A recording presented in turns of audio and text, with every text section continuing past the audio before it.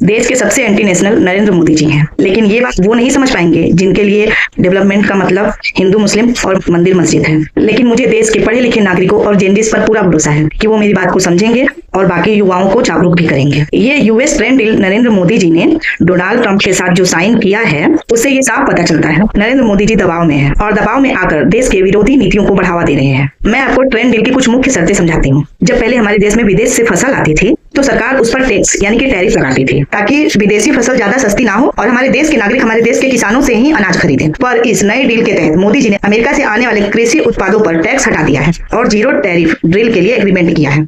America अपनी company को बहुत सब्सिडी देता है और हमारे देश के गरीब किसान इस अमेरिकन कंपनियों के सामने कैसे कम्पीट करेंगे।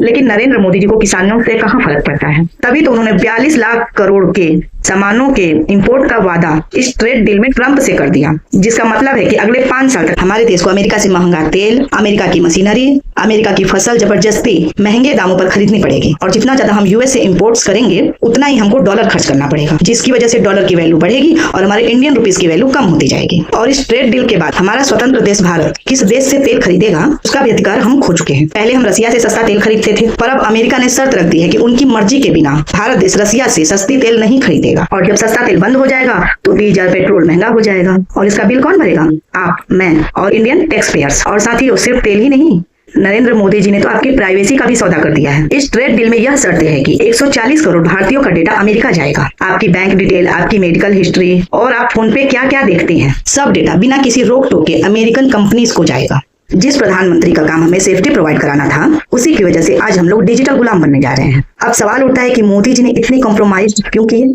आज इनके दोस्त अडानी पर अमेरिका में 2200 करोड़ की रिश्वत का केस चल रहा है और अमेरिका की रिसेंटली रिलीज्ड एप्स्टीन फाइल में इनके व्यापारी दोस्तों और इनके बीजेपी के बड़े बड़े नेताओं के नाम भी मौजूद हैं और अभी भी 2.5 मिलियन एप्स्टीन फाइल रिलीज होना बाकी है, जिससे नरेंद्र मोदी जी डरे हुए हैं और इसी डर के कारण ट्रंप नरेंद्र मोदी जी को ब्लैकमेल कर पा रहा है। यह लड़ाई हम सब जेनजीस की है और इस देश के युवाओं को एंटी नेशनल सरकार के खिलाफ लड़नी है, क्योंकि हम सच्चे देशभक्त हैं और किसी कॉम्प्रोमाइज्ड पीएम की वजह से हमारे देश को नहीं बिकने देंगे। अगर वीडियो जरा सी भी अच्छी लगी हो, अपने सभी दोस्तों को शेयर करके जागरूक कीजिए।